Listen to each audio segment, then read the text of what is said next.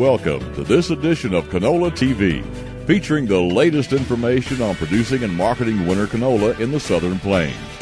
Canola TV, a service of PCOM, Producers Cooperative Oil Mill.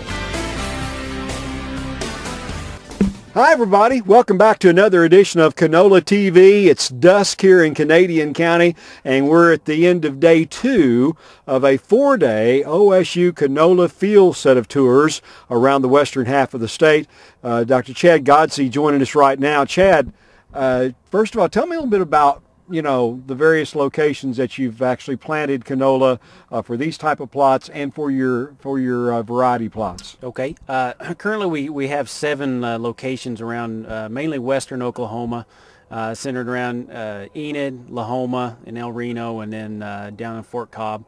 Replicated variety or performance trial plots, company fee-based entries from companies that offer commercially available varieties or hybrids. What are you hoping to learn as these varieties are grown at the various spots around the state? Really, we're trying to get a good idea of yield potential for each of these entries in the trial, and of course we're evaluating disease resistance if we see disease, insects throughout the year, and really just to give producers a good idea of yield potential so they can make informed decisions. When we think about what we've seen maybe over the last 2 or 3 years, obviously last year was an extraordinarily bad year. Mm-hmm. This year looks almost 180 degrees totally different. It does. Really, no matter where you're at in the state, tremendous yield potential. So this next 4 to 6 weeks, if we get Mother Nature to cooperate and get the harvest in the bin or the crop in the bin, it'll be a great crop and great growing season. Tell me a little bit about the varieties as far as what's different today compared to, say, 5 years ago.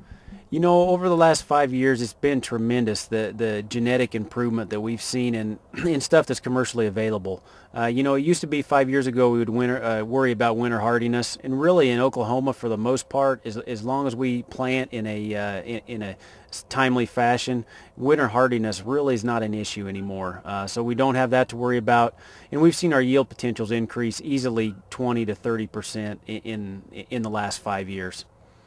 As far as what's ahead, what do you see, or as you talk to some of these companies, what's out there? I hopefully we'll continue to see some of those genetic improvements and traits that are in spring canola move to winter canola, give producers more options for herbicide resistance, and overall just continuing to increase maybe potentially insect resistance, or improving on that shatter tolerance as well. Okay. Very good. Chad, appreciate your time today. Chad Godsey joined us today here. I'm Ron Hayes for Canola TV. Canola TV, a service of PCOM and produced by OklahomaFarmReport.com.